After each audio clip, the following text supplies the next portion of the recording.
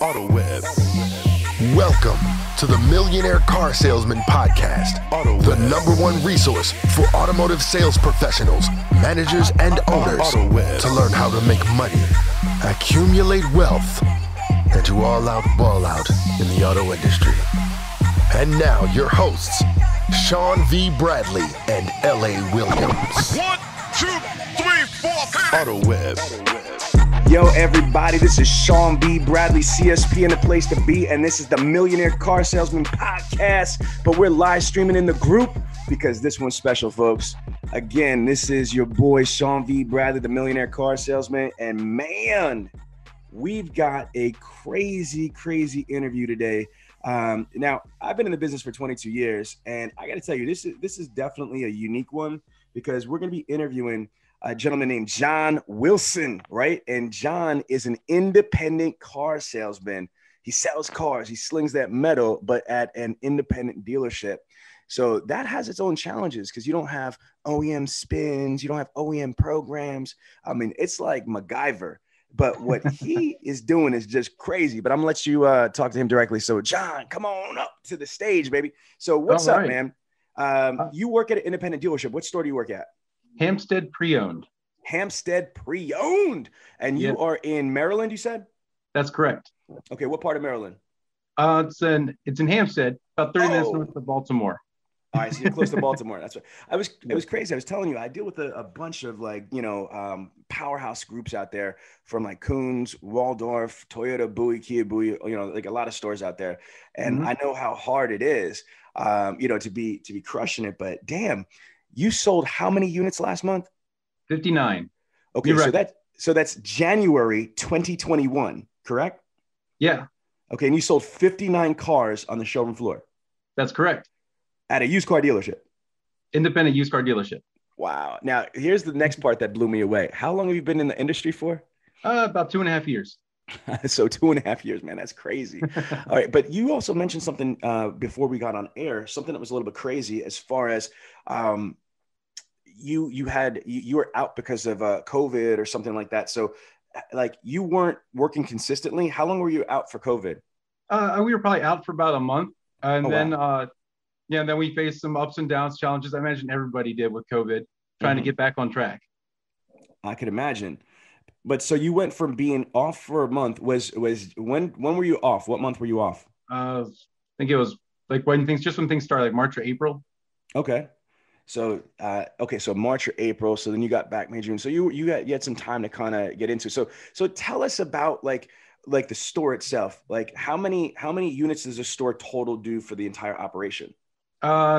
We usually average over 200 cars a month. Probably about, I think last month at 236. Usually carrying inventory about 250 to 270. Wow. Okay. So it's a strong used car operation. Oh, absolutely. All right. But still, to sell 59 cars, are you the top of the board there? I'm the top of the board. Okay. So who comes in second? Like you don't have to mention the name, but like what's the number 2 person unit wise? Last month, I think he was around like low 40s, 41, 42. Holy, what the hell are you guys like drinking and eating that store? Jesus. So you did 59. The number 2 person did 40. Like how many salespeople do you have at the store? Fluctuates a little bit between 6 and 8.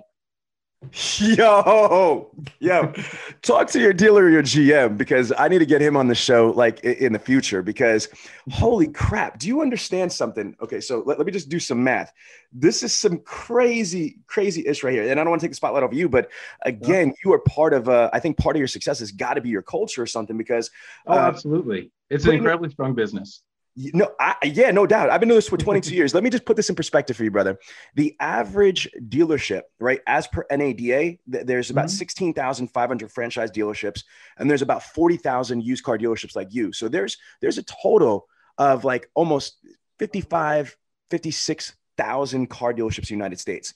And the average dealership has 10 salespeople, 2 managers, plus a GM GSM, plus an F&I. So it's like 14 people to sell 96 cars. So right. What you did with your merry, bunch of 6 to 8 people is normally, so tell your dealers, it normally would take, you ready? Probably about 25 salespeople, additional, I'd say a minimum of an additional 8 managers, and at least like 4 F&I. I mean, like, holy crap for what you people did. So, man, so tell me about like like, how did you do this? Like, how do you go to work and sell 59 cars? Was your goal 59 or 60 or 30? What was your goal for January? My goal is always one more than my record. That's always my goal. Okay. So my previous record was 55. And then, back in October, I did 55. And then this month, I crushed it up to 59. Wow. So my next goal is going to be 60. Okay. No, so you just, as long as you keep, you know what, that is so dope, because there's people that are like, I sell 10 cars for the last 15 years of my career, but next month I'm going to do 30. You know what I mean? And it's just unrealistic, but like, that's dope. I don't think I've ever heard somebody saying that, I just try to increase by at least 1. And it's crazy that's consistent and you keep hitting that. Damn. All right. So talk to me, like, what's your plan? Like, that's one thing. That's like me. I'm only 5'5", people. For people who don't know me, I know I look bigger like on the screen, but I'm only 5'5". So I'm short is what I'm saying. So it's like me. If I try to say, look, I'm going to be tall, that shit ain't going to happen. So it doesn't matter how hard I try and I reach really, really far. I'm only 5'5". It doesn't matter how much of a positive attitude I have. Like, you know what? I think I'm going to try to be taller today. That shit ain't going to happen. So for some people to say, I'm going to sell 59 cars, that shit is a dream. It's a pipe dream. It's never going to happen. So how do you, just by having the goal is not enough. With a goal, there has to be a plan, or has to be something that enables that to come to fruition. So when you, like, talk me through, let's go back to the end of December, and you made that goal of, I'm going to do, 59 cars. So when you had that goal of doing 59 cars or whatever that number was, what was your plan when you hit January 1st? Like, was it January 1st? Yeah. New year, new push. And one of the things, I always go into Millionaire Car Salesman, the Facebook group. I read, I listen, I learn, I better myself. And that's a big part of my plan. It's like, what can I do better? How do I manage my time better? How do I help my customers better? And then, with the time I spend here, I have so many repeat referral customers. It's unbelievable to me. I can count on, half dozen alone just from that. Let's go back to one thing, because this is important that I want to tell the audience, especially the people that listen to the podcast version and they're not watching this in the Millionaire Car Salesman Facebook group. Is, do you know me? No. Do I know you? Not at all. It's the first time. Exactly. Do I work with your dealership? Not yet. Maybe sometime soon. That wasn't a trial close, by the way, but I appreciate that. Now, what I want to say is that I don't stack these. Like, you were just some dude that's in our group that's active in the group, that reads and listens and was inspired. You know what I mean?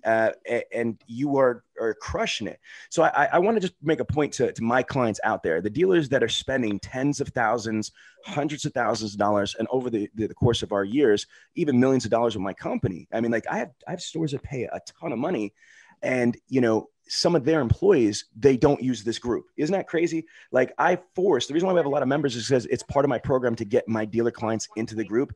But here you are, somebody that works at a used car dealership that's not even a client, that you're active in the group. Can you talk to me? What do you like about the Millionaire Car Salesman Facebook group? Is it the information? Is it the interaction? Is it the tips? What do you get value of from personally? I get a lot of great tips, interactions, just different posts, something that will strike a chord with me. I go, wow, that makes sense. I need to integrate that into my own word tracks and my own process. And then I refine it and I make it my own in a way. And then it helps me, and then I get stronger. Helps me get past objections, helps me, help customers feel better. Or, just different things I find ways to get improvements, or different plans, different ways to get referrals. There's so much information there to be had. Just simply sit, read, ask a question.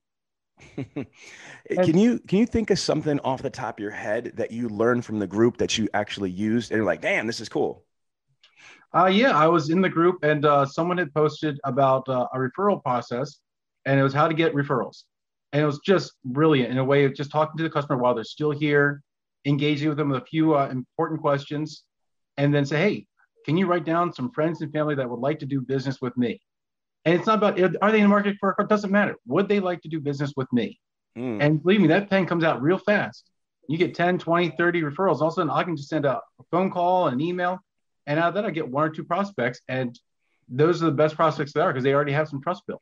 So you actually got that tip from the group and you implemented it and you got more referrals? Yeah, absolutely. Folks, I mean, listen, if you're listening to the podcast, this is a man that just sold 59 cars, man. This is crazy. I love it. So let's get back into your story. Okay. So you come into January. And so if we could go through this, I would like to audit, if that's okay. So out of the 59 cars, let's break it down. You take fresh ups, floor ups. Of course. Okay, so how many deals would you say? I got my little calculator here, just because I want to kind of teach the audience here. So, how many floor ups did you gauge? Meaning, to me, I classify a floor up as a non-appointment, non-internet, non-phone up, non-prior customer. Somebody just a walk-in traffic. How many spots did you do last month out of the 59, approximately? I'd say 10 or 15, maybe.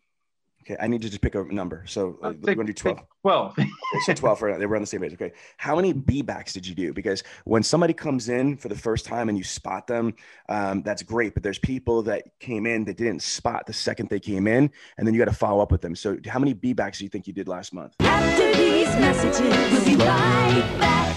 At the very first Dealer eProcess keynote, Gino Ciparroni and Sam Vukas introduced new tools and strategies to drive conversion, new designs to increase customer engagement, and new technologies to dominate the competition. Visit dealereprocess.com/keynote to watch and see what's new in 2021. No, I did a lot of B-backs. One of the things, if you ever come out to our dealership, you're going to see we do a very stringent reconditioning process. Some of the cars aren't all the way through. Mm-hmm. So people will come back just to see the car done. Okay. And but even so, one of the main objections, but I get a lot of B-backs. People come back a couple days later. So probably 15, 20. Okay. We're gonna 20 B-backs. Okay, so 20 B-backs. Okay. So far we're up to 32 cars. How many from prior customers or orphan owners? I'd say probably about 10 from prior customers. Okay, 10. So we're up to 42 already. Okay, what about internet ups or phone ups?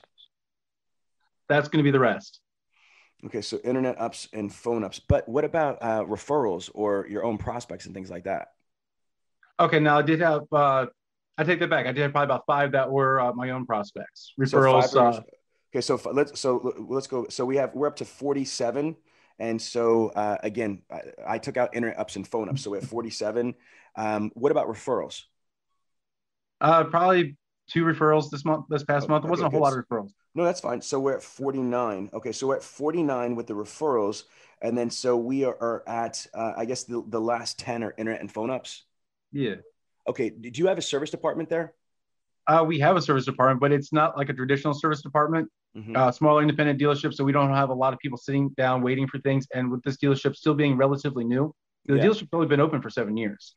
So that cycle hasn't really fully come into full swing. And I know what you're getting at with like the service ups. Yeah. So are you getting any service ups at all? No. But I got to tell you something, man. I'm just straight up. The average salesperson has 8 ways to sell a car. I always say it: walk-ins, be-back, internet, phone, prior customers, orphan owners, the service conversions, prospecting, things like that. And what I'm impressed about is if you take the service opportunity off because you're not a franchise dealer, and again, like you said, it's a fledgling store, you are one of the few salespeople that I talk to that are diversified so much. Do you understand? Like NADA says that the average salesperson, one of the reasons why they only sell, let's say 9 to 10 cars is because they're only triggering on 2 or 3 ways, meaning they're only, taking fresh ups or maybe some phone ups or this and that. But man, you're working your referrals, you're working your own prospects, you're working prior customers, orphan owners, you're working internet, you're working phone, you're taking fresh ups, you're working B-backs. I mean, like, I don't know if anybody's pointed out to you, but you're doing it the right way. Apparently that's one of the reasons to your success. I'm going to just say as a trainer, but who put you onto that? Like, where did you learn that there's more than one way to sell cars? There's all these diversified ways. Well, I'll tell you, the managers that I work with here are really strong. They're great at helping us understand that there are different things that we can get into. There's a training process that we had here. It's called Closing Big. That was a big one for us. I really like that. If you haven't met him yet, Josh Letzis, outstanding guy. Be a great person to have included in your group. And then reading some books. My God, read a book. Tell me, what kind of books do you like? What books have inspired you and helped you? Raving Fans was a big one for me. I love that book.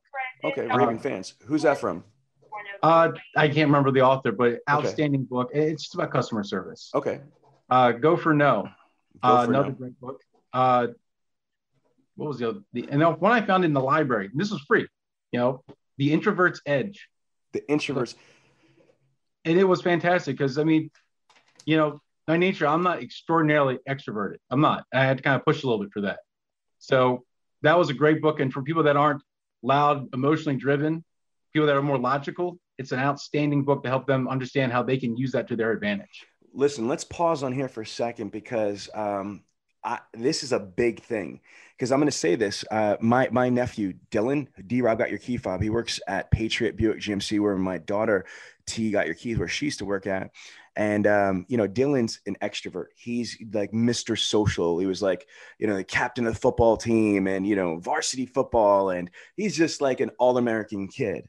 Then my other daughter, who's selling cars right now, she's more reserved, more shy, more logical, like you said, a little bit more of an introvert. She doesn't like pictures. She doesn't like, being on social and things like that. So, I think that there are different personalities in our industry. Not everybody is like, a Sean Bradley or Grant Cardone that's like, alpha personality. So again, talk to me about this Introvert's Edge, because I've never heard of this book before. So what did you get out of it? What did you learn from it being an introvert?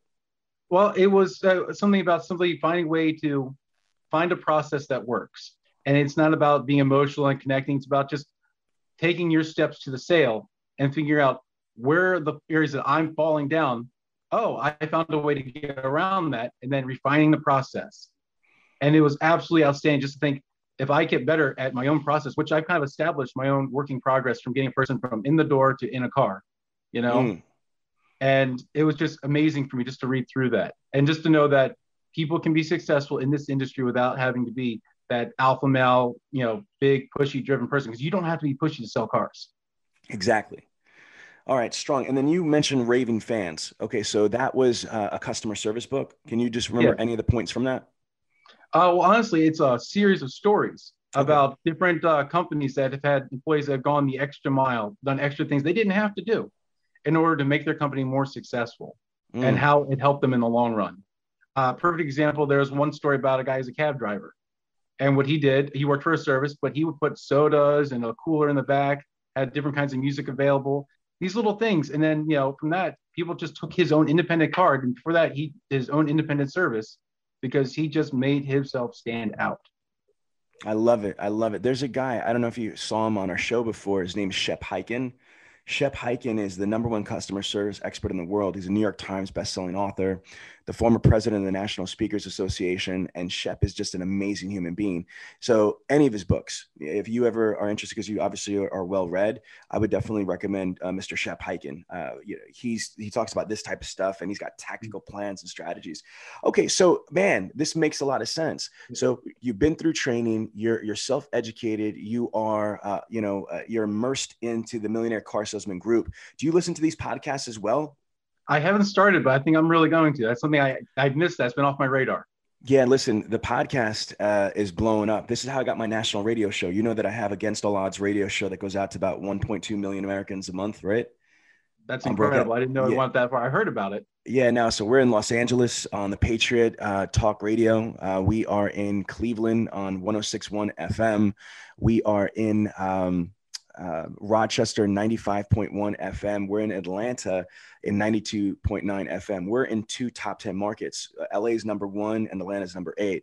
And how I got that radio deal was because of our podcast, man, the podcast that you're on right now, because we have over 110,000 downloads in a niche market, which in only 2 years.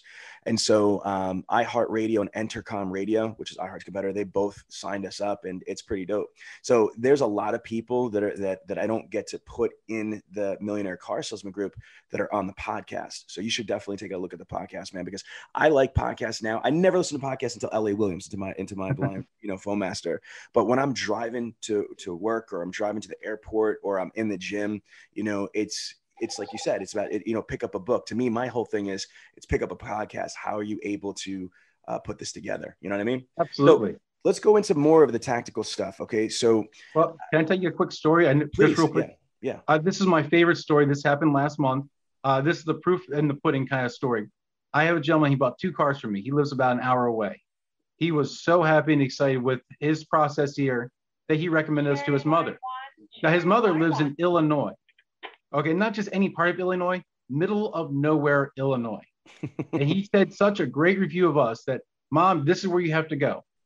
So Mom picked out a few cars. Didn't you have a single car picked out? Just a few that she kind of liked. And she was going to fly out to see us. So she drove 3 hours to get to the airport, got on a plane, flew to BWI Airport where I picked her up. We came back, stopped, got a little bit to eat. Then we started the process, looking at cars. I spent probably half my day with her because, to show her the area, because she's not familiar. And then she found the right car. She loved it. We worked through the process. She bought that car and took it to her son's house that night. And then later drove home to Illinois. Wait a minute. You sold the car to somebody. You did such a good job. He recommended you his mother, who was out of state in the middle of nowhere. The woman drove 3 hours to an airport, jumped on a plane, flew to you without a car already picked out in stock, just to give you the opportunity to show her what you have. Holy crap. What did you do with this guy with the son that impressed him so much? Yeah, let's start there. What, like you said that you created your own process. I didn't skip that, but I was going to wait till a little bit later. Okay, let's talk me through your process. So I come in, and so what is your road to the sale process? Break it down. It's a simple process. We just sit down, we have a conversation. Tell me about what your needs are. Maybe there's a certain car you really love. Talk to me about why do you love it? So now I know this is what brought you in. This car, maybe it's super low miles. Maybe it's the color combination. Maybe it's a certain set of features. Now I know these are the things. Or maybe you haven't picked out a car, but now I know what you want. Then I start serving you. And what I'm going to do by serving you is by bringing this car right up front. I'm going to have it sitting there warmed up. We're going to go through, we're going to look at everything, look at every, button, everything, just go through the car. And then we work through the car and have a great conversation. We hang out, we de-stress the situation, because buying a car is stressful. People freak out.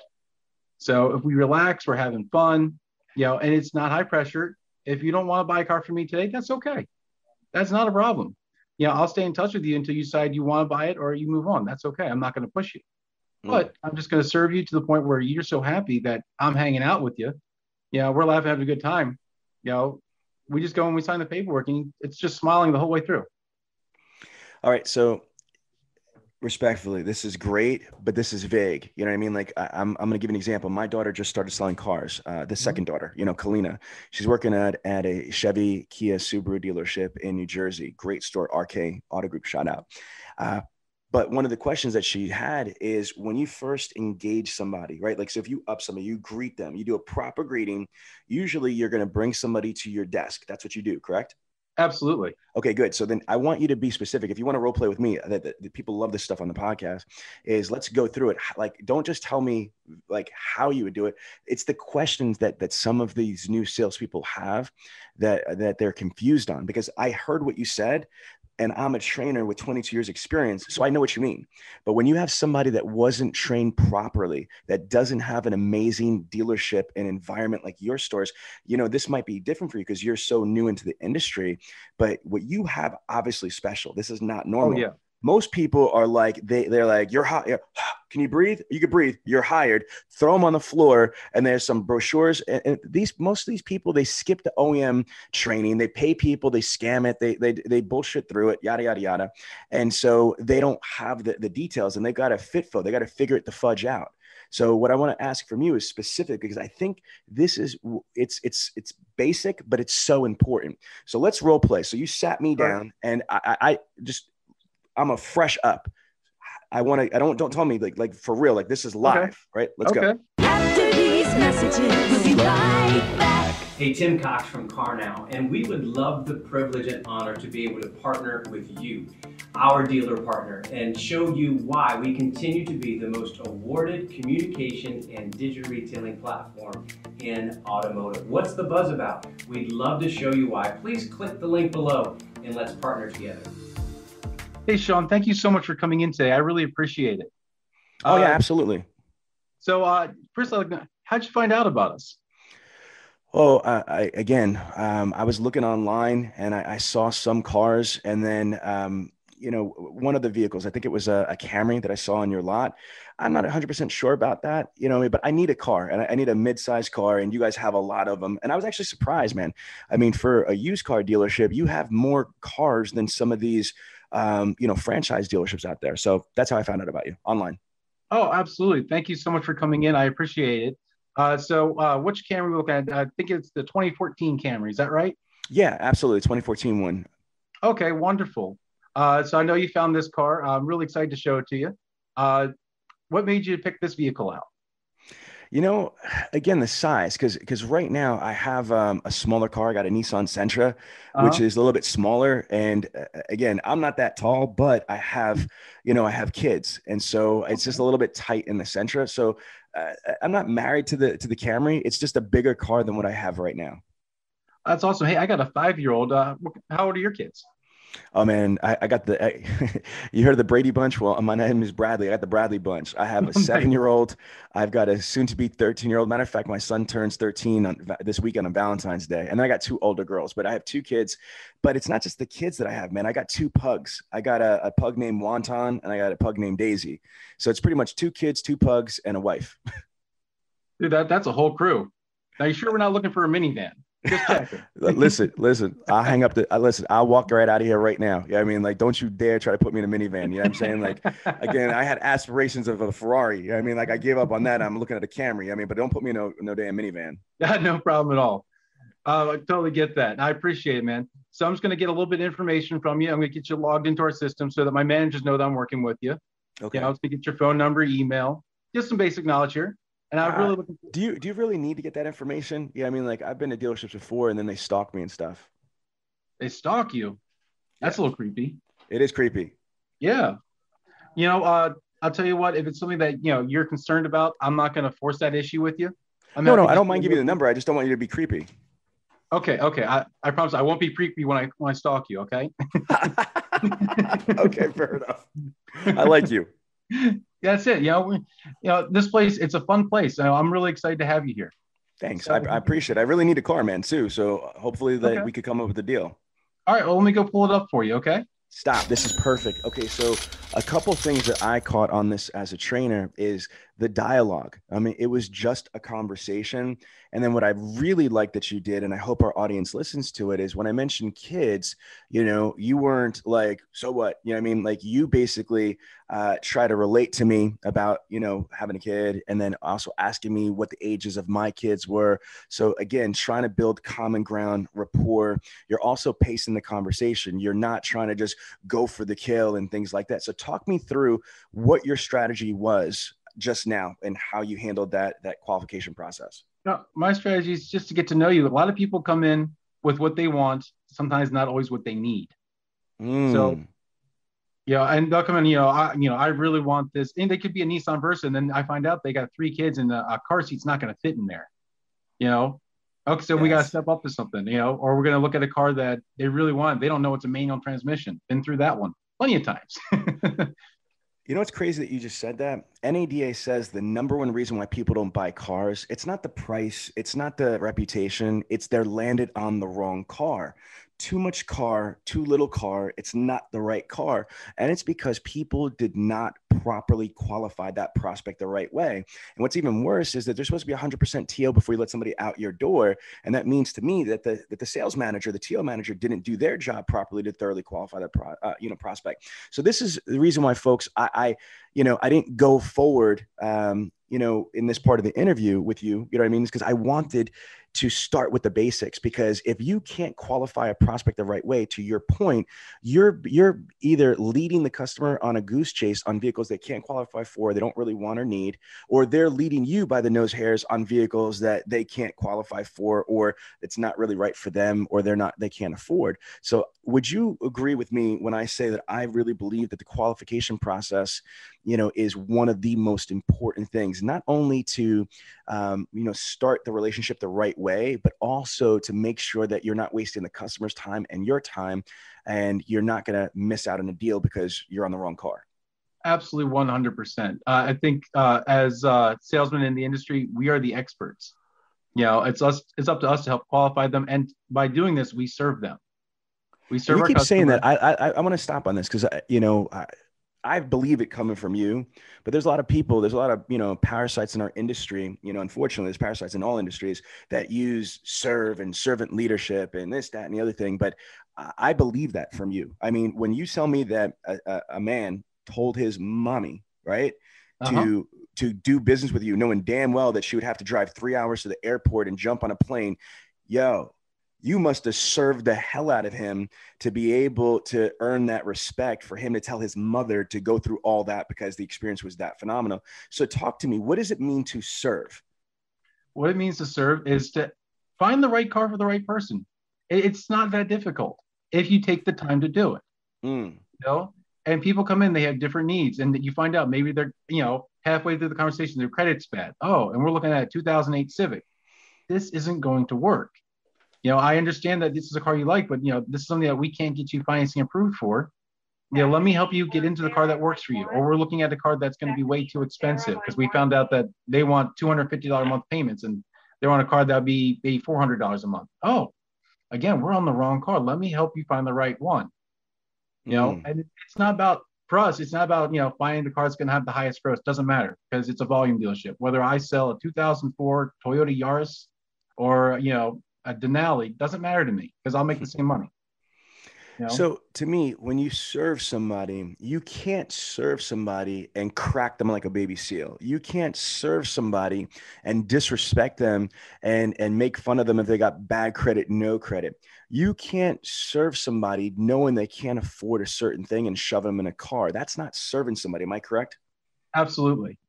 Okay. Serving somebody is really understanding or trying to find out what their true wants, needs are, be able to solve their problems. Shout out to Damien Boudreau. But Damien is, the co-author of How to Sell 100 Cars a Month with Ali Reda, and Damien himself sold 102 cars. Damien's an awesome gentleman. We just interviewed him the other day on Monday.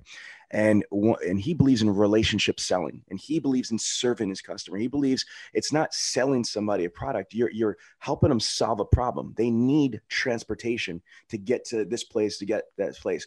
They need a certain type of transportation, to your point, to be able to fit their needs, whether it's the terrain, whether it's the drive, whether it's the passengers, whether it's this and that. I mean, I think to serve somebody, it has to be a paradigm shift. It's not a fancy word track. You have to believe it in your heart and soul that you are there to serve your client, to provide value, to protect them, to and all the other things that go with it. Am I on the right track? You're 100% on the right track, and it's very much similar to the philosophy that I follow. You're a guide. You're the expert. They're coming in. They're relying on you to help them get a car. Now, some people don't need that much guidance. They come in and say, that's the car I want, and I'm buying it, and they're out the door. Other people haven't bought a car in 20 years, or this is their first time buying a car. And with the dealership I'm at, we're a destination dealership. So what to say, if you ever look on your map at Hampstead, it is a tiny farming community surrounded by a whole lot of nothing. So 30, 45 minutes by the average travel time for our customer. So they come out here picking out a car, but they are not in their element. Sometimes they're by themselves, and they're, in a place they've never been, talking to people they've never seen, driving a car they've never been in before. It's nerve-wracking, and to be that guidance, to be that reassuring person that says, I'm going to help you through it, and knowing that you mean it. You actually mean that you're going to help this person get through the process and get a car they love, and, or at least a car that suits the needs for what they need right now. This is strong. So going back to after the qualification process, so you qualified me, you're bringing the Camry up, and tell me that process. How do you go about the full features and benefits walk around presentation? What's your strategy? After these messages, we'll be right back. Don't be the last one with your hand up at the auction. VinQ Vehicle Buying Center gives dealers the digital and in-store tools you need to buy direct from the public. On average, inventory bought from the public grosses $1,200 higher on the front end alone. VinQ turns buying cars direct from the public into a business. The most profitable dealerships in the country are making hundreds of thousands of dollars a month in additional front end gross. Private party acquisition starts with VinQ. See it at VinQ.com. Well, we have such a wide variety of cars. It completely depends on the car. Because, if you're selling Toyotas, obviously you're going to know all your Toyota features. But I sell, Camrys from 2008 to 2020. Everyone has a different set of features. So we kind of I do a side by side, let's explore it together kind of look. And we sit and we hit buttons together, we figure them out. I talk about ones I recognize, say, hey, you may not have noticed this, but when I sold one of these before, it had this really cool feature, and I show it to them when I know it. And I try to know the cars as best I can, but we explore it together. Then we're on the same team. We're checking it out together. We're having a little bit of fun, you know? And then while we're done exploring the car, then we take it for a drive. And we have a route that I like. It's a little test drive in the country. We're going past fields and farms. It's just quiet. It's relaxing. We can talk about whatever we want. Now stop. I want to pick your brain on this. This is also another problem. What I found doing research is, yes, some people are lazy, and this is before COVID. Now, I don't know what like COVID protocols are in certain states as far as test drives, but before COVID, a lot of people did not go on test drives, and some of it was laziness. But digging in as a trainer, I found that some people weren't comfortable because they didn't know what to say. And, they didn't know what to talk about. And unfortunately, a lot of dealerships don't give the proper training. So what do you like to talk about when you're doing a test drive? But before you answer that question, if you are in the Millionaire Car Salesman Facebook group right now, and there's a bunch of you that I see, and there's comments that are here, if you like what you're hearing from this man, type in value. If you're getting value from nuggets of what this man is saying, value, put it in the comments. Now, can you answer that question for me? So when you're on a test drive, what exactly are you talking about? Do you have trial closes? Do you have statements? Tell me what your psychology and your strategy is. You're going to laugh.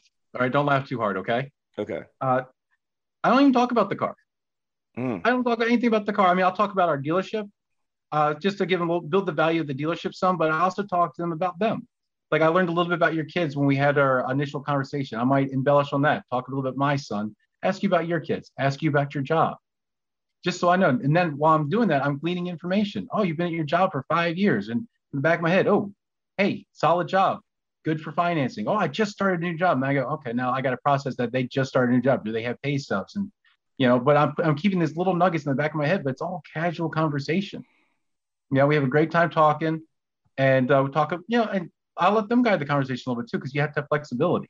If they want to talk about the car, okay, we'll talk about the car. I'll talk about the things that we do, how we prepare the car, what we do, what makes us stand out, why they should buy a car at Hampstead Pre-Owned versus another place. But there's a mountain of information you can glean, and it's so easy. Just have a conversation. Like you just met this person, talk to them, ask them about their dog.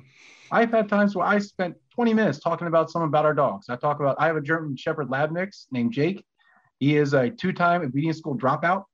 He is the sweetest dog in the world. But then now we're talking about dogs and cats. And we come back and I go, did you like the car? And we're still talking about dogs and cats. Oh, I love the car. Mr. Tinkles is going to love this car too. Whatever it is. But So you're basically just having conversation. You're trying to take the pressure off the car itself. You're just establishing further common ground, building more of a rapport, building more of a relationship. Okay. So the test drive, you have a great route that you like. That's perfect for, calm, collective, getting really the feel of the vehicle. So now we pull back into the dealership. Tell me the rest of the process from there. It's an old adage. You've probably heard it a bunch of times. Show on your feet, sell in your seat. Explain. Okay, you finish showing the car, but I don't go over numbers or anything like that till we sit down. So what that's going to mean is you've told me that you like this car, that this is the one that you want. We've established that. So, okay, let me go in, let me write it up for you. And we go in and we sit down and we do number presentation. Okay, so talk about that. How does the number presentation go? We're actually at a dealership that doesn't negotiate. So I just lay it out. It's simple, here's the price, here's all the numbers that go through this. Here's your out the door number. Do you want to finance a portion of this vehicle, or are you planning to buy it in cash? And it's that simple. And now this is interesting because there's a lot of stores, especially with COVID, that are transitioning to one price shop. And sometimes the prospects don't believe it. They're like, but I want to negotiate. So how do you handle that? How do you handle people? I'm sure there's people that have said, yeah, but that's too high, or I don't want that. So let's go through. Give me some of the common objections that you get. Everyone gets the price objection. That's too high. I don't want to pay that much. I want some kind of discount. So how do you handle that? I explained to them, how we operate. Hampstead Pre-Owned is a high volume dealership. We don't make a lot of profit in individual vehicles. We make our profit, but the collective sale of massive amounts of vehicles. So each individual one has a minimum markup in it. And that's, part of our selling strategy here is explain to them that this is why our car is priced the way it is. And then again, we can also go into the market. If you look at our website, our vehicles priced very well in the market, generally best within 150 miles. That's part of the strategy here, is a very strong selling point. So we already have great prices, which probably is what makes us a destination dealership. And they know this. Right. If someone drives 2 hours for a particular vehicle, they've already priced it out. And they've driven past 20 other dealerships at least just to come see me in the middle of nowhere, surrounded by cows and chickens. You made that trip. Yeah, so I know. So what would you say the percentage is? Okay, so when you present somebody this one price, honestly, what would you say the percentage is of people that are going to be like trying to negotiate anyway or object? Maybe 15%. Holy crap. So you're saying 85% of people are going to just go eat it? Oh, absolutely. And it's about confidence and presentation. Oh, I love it. Explain. Okay, brother, this is fire. I'm so glad that we got you on the show. That's what's up. So explain about confidence and presentation. And then this is something that this was a struggle for me at first, is laying out the price. And then, if you lay out the price and you just stare at them, they're going to look at it and then their wheels are going to turn. Is that the best price you can do? And I don't know. Let me go talk to my manager. You lost. It's over, because my manager's going to say no, because that's what we do right now. So, and then they think there could have been a discount, but I didn't get it.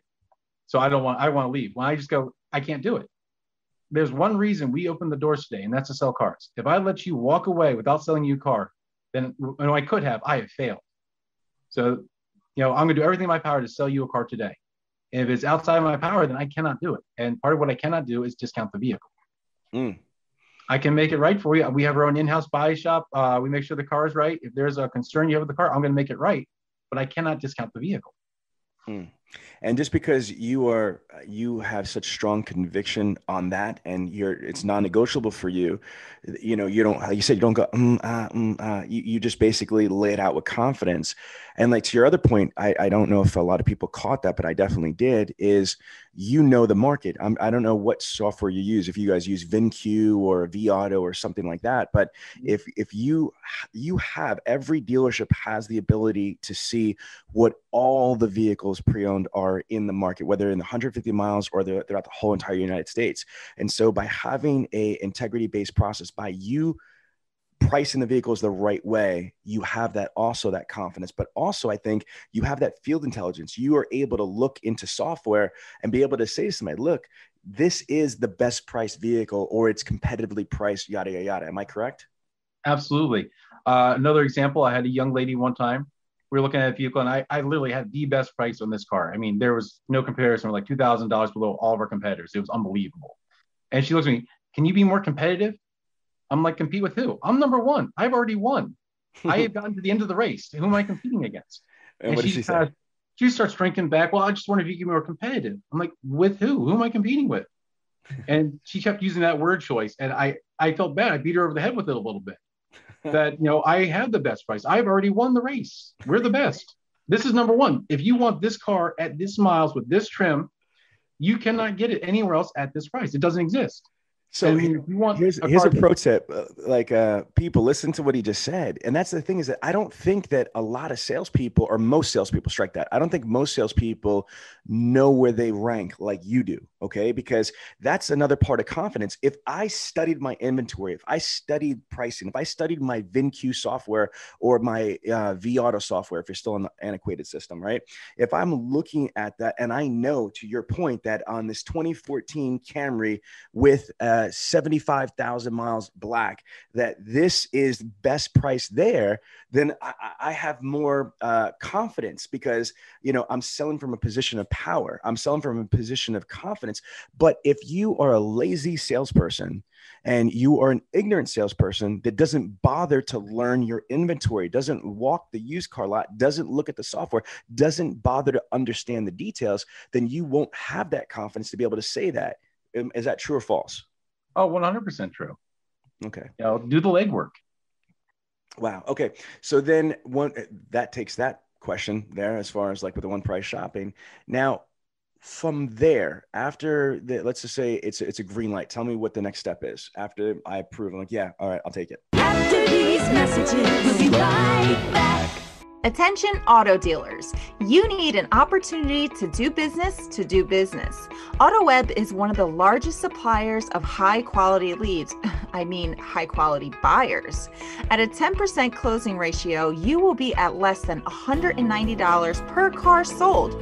Don't just settle for what you get. AutoWeb can fully customize your results through targeted markets and/or zip codes, and as a partner, you will get premium placement within search results. Who better to do that than literally the people that invented automotive internet sales? If you want to sell more cars more often and more profitably, then you need AutoWeb. Oh, that sounds great. And then we discuss whether it's going to be credit or financing. And we kind of just go through that. And then, I'm going to offer you snacks or beverage while I get the paperwork together. Things to lighten the mood a little bit. We're going to talk. I'm going to get all the stuff together. I'm going to tell you what's going to happen next. And this is what I do. Just to let you know, I'm going to get these papers into my manager. During everything processed, we do have a customer relations manager that goes over our in-house warranty with you. So he'll be out shortly to go over that with you. And then you're going to see one of our finance managers who will have the final paperwork for you. While we're getting that done, I'm going to get the car over to our detail shop, get the final cleanup done for you. People like to know what's going to happen next. Yes. Okay. Talk to me about referrals, because you had some referrals in last month. What's your process? And you could even reiterate what you learned from the Millionaire Car Salesman group, but what's your current process now? How do you get referrals? This is especially for when I feel very confident that I have, really blown my customer out of the water, done a great job with them. I ask them a few questions, and I vary it depending on who I talk to. But did you have a great experience with me? Yeah, it was great. Would you trust me to sell cars to your friends and family? Oh, absolutely. You do such a great job for them. Well, I'll tell you what, if you wouldn't mind, it'd be great service to me if you would put down some names of people that you think would like to do business with me. And I'll tell you what, let's have a little fun with it. Can you do a little video to introduce me to them? And we go out and she says, oh, this is John, I just got my car from him, and we coach her a little bit, but then I send that video out to her friends and her family. And I said a little hi, she got a car. If you're interested, reach out to me. And you get a couple of hits here and there. And those are the people that once you get a hit, they're in. Man, I got to tell you right now, I love that. Because I'm a video freak. I love video. And that is brilliant to be able to ask them to shoot a video right there with you, introducing you to their friends and family. That is strong. Okay, good, good. Now, what's interesting though, because especially I'm going back to what you said in the beginning of the interview, is that you're not an extrovert. This is hard. I'll give you an example. My daughter, she just feels weird asking, for a video review. Now, to be able, I think she'll start twitching right now and freaking out if I was like, Lee, what you need to do, Kalina, is ask your customers to do a video introducing you to their friends and family. She'd be like, Dad, you're crazy. I ain't doing that. So do you have any tips to her or other salespeople that are listening to this on how you would actually ask them for that video and coach them? So let's say if it's me, you just spotted me on that camera, and I said, yes, I would trust you with my friends and family. Now I want you to do the word track or the statement to get me to shoot this video to my friends and family. Coach me. All right, Sean, I really appreciate that, man. So one of the other things I'd love to do a video with you. I want to showcase your new car to your friends and family. Hey, you get to show them your new car right now, and just introduce me so I can say hi to them, and you can let them know what your experience was like. Don't be shy. Tell them what it was like, and if you had to go in, maybe they'd like to do business with me too. Boom. And it sounds like fun.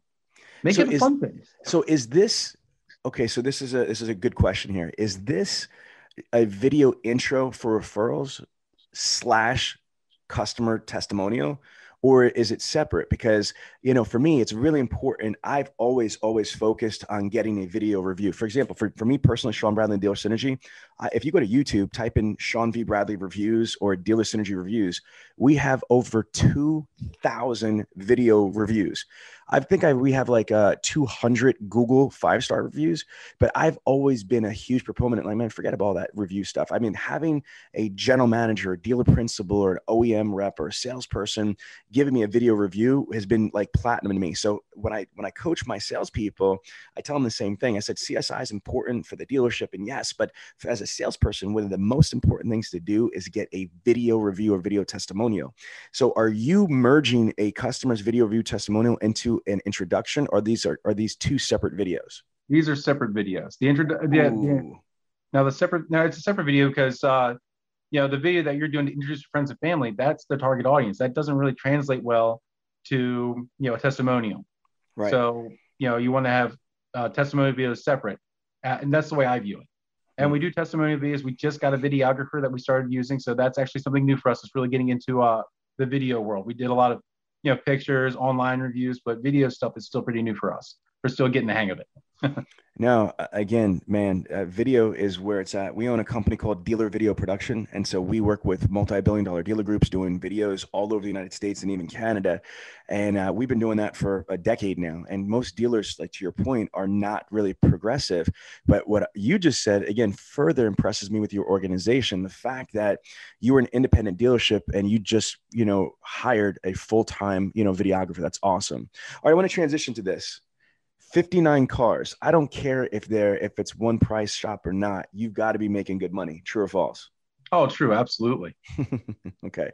So what did you do before you got into the automotive industry, if you don't mind asking? I was in private contract security. Okay. And so the type of money that you're making now selling cars, is it equal or more or freaking out of the world more than what you were doing in private contracting? Oh, out of the world more.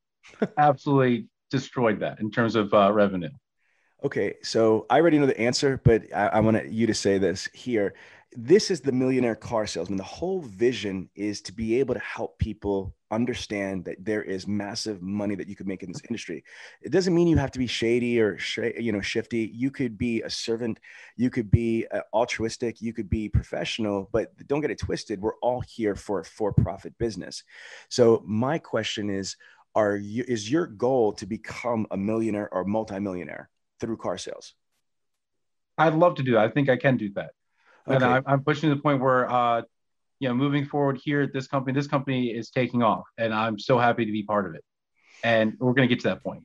So what is your advice? Okay, so because again, if you're selling 59 cars, hell, if you sell 20 cars, you're making good money in the automotive industry. But if you're selling triple that, you're making stupid bank. What advice do you have for salespeople that start making money? Because unfortunately, when people start making money, they buy dumb things, depreciating assets, yada, yada, yada. So do you have any things that you like to invest your money in, things like that? I mean, I've got, a couple of stocks that I put money into, but most of it goes to my family. I've got, savings fund for my son, things like that.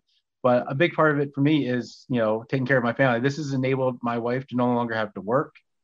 She stays at home, all the basic necessities were there, making sure everything's reassured, and save some of it. Cause there are going to be times there might be a lean month here. I mean, sales goes up, sales goes down. Right. Keep some in your back pocket for those tough months.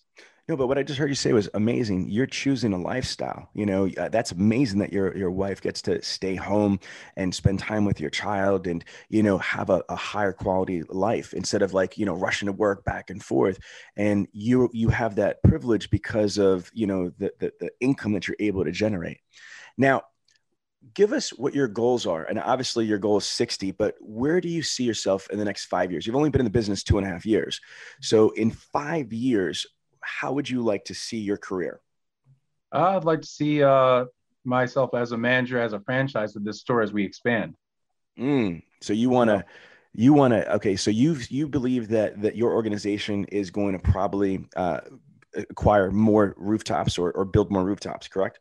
I think so. So you want to evolve eventually from sales? Well, here, I had a question for you. That's unique because somebody that's making the type of money that you are and selling as many cars as you are, usually they don't want to go into management because it's usually a pay cut. That's true. But, I like the idea of moving up too and being able to, if I do this well, then I can groom a sales team that'll do well too. No, absolutely. Okay. So let's give some advice now. So let's just say there's people that are thinking about like leaving the automotive industry because they're not making the money, that they want, need, and deserve. I mean, like, to put in perspective, in the automotive industry, I don't know if you know this number, it's a 70 to 80% attrition ratio. That means if there's 10 salespeople on the floor, 7 to 8 of those people will not be there by next year. So my advice is for people that are selling cars, but they're only doing like 8, 9 cars a month, and they're like, this sucks. What advice do you have for them? Number one, spend some time on the Millionaire Car Salesman. Read. Seriously, because it tells you ways to generate your own leads. And maybe you're in the right business, the wrong store. Maybe you're not jiving well with that atmosphere, because different stores have different atmospheres, and maybe, the way you do things isn't going to work. So before leaving the industry, try another store if it's not the right one, or just simply take some time to learn your business, because this is your business within a business. Right. Master your craft. I love it. And then let's just say for new people, I figure, somebody said this a while ago, did we hire them dead or kill them after we got them? Meaning most dealerships do a crappy job recruiting and hiring. A lot of people don't know this, but my company, Dealer Synergy, we've literally recruited and staffed over 35,000 automotive professionals, like 35,000 people. We've talking about Anthony Santangelo. Huh?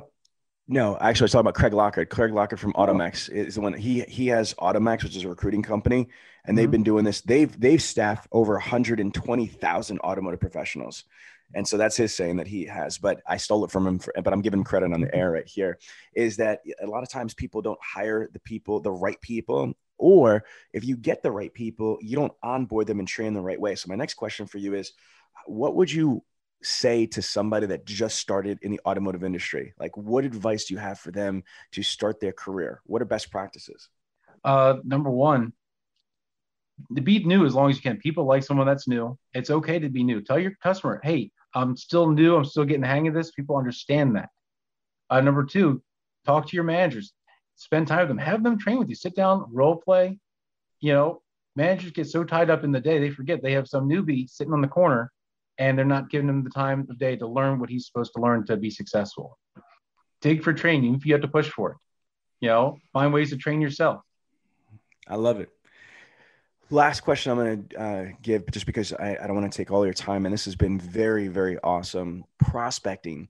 So instead of just waiting for the magic up bus for most stores, some of the top people in the industry, like the Ali Reddas, the Cody Carters. Cody, I'm a huge fan of, you know what I mean? So these people that are crushing it, selling 100, 120, 130 plus cars a month on the floor, they live off of just repeat business, referrals, and their own prospects. They do nothing from the dealership. They don't take any fresh ups, no service, no internet, no phones, no no orphan owners, just their own stuff. What advice do you have for prospecting? How do you drive business other than asking people that you sold cars to for referrals? Like, do you use internet? Do you do social media? Do you have your own website? What do you do? Social media, like, doing Facebook. I have a lot of customers on my Facebook group, and then, put some friendly posts here and just remind them that I'm here. And honestly, prospecting, I don't have to do a whole lot for it. I have a lot of people that come back because I did it right the first time. I hate to say it like that, because you should prospect. You should do more for it. And that's probably something that, as a weak point for me, that I need to work on so I can be better. That's probably one of my spots that I want to improve on. Well, listen, it'd be my pleasure. Just DM me. I'll give you some free advice. No, for real. I'm pretty good at prospecting and stuff like that. So I'd be more than happy to help you. Because again, you're crushing so many different things here. But you just said something, unless I misheard you. You said you have a Facebook group, your own Facebook group? No, I may have my own Facebook page, but I just let my customers, I just friend them.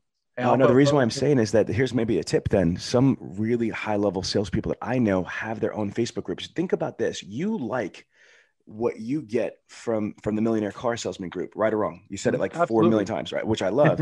Can you imagine if you created your own Facebook group for your raving fans? And why would you do that?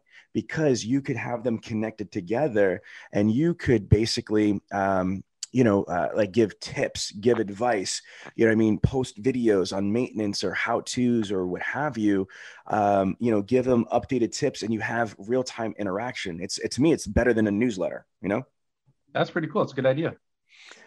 Listen, it's my pleasure. Again, you just gave our audience a ton of ideas, so I'm happy to give a couple your way. There's been a lot of people that have been commenting in the Millionaire Car Salesman Facebook group on this.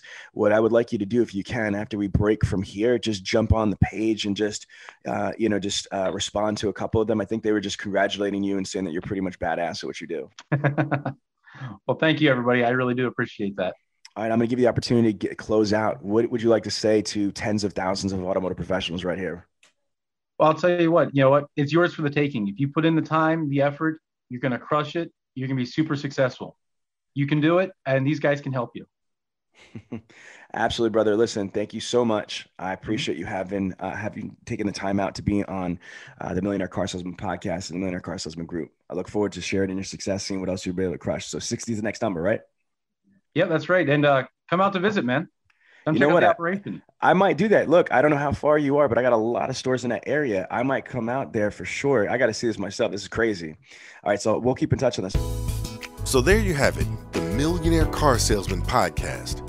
This podcast comes to you every week from the city of brotherly love, Philadelphia, Pennsylvania.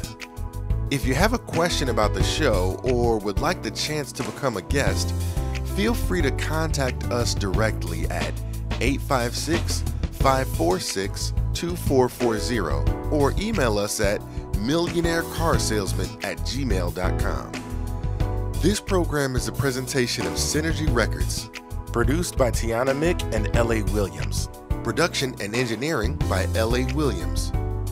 The Millionaire Car Salesman podcast is hosted every week by L.A. Williams and the Millionaire Car Salesman himself, Sean V. Bradley. The Millionaire Car Salesman podcast can be found everywhere, so please don't forget to review, subscribe to, and share the show. Thanks for listening to the Millionaire Car Salesman podcast, and remember, where I'm from, money provides options. The Millionaire Car Salesman podcast is sponsored in part by Dealer E-Process, VinQ, and AutoWeb, and Car Now. If you enjoyed this podcast, then make sure to give it a thumbs up, subscribe, and leave us a review. Let some other folks know about it. Oh, and don't forget to join the Millionaire Car Salesman group on Facebook. We'll see you there.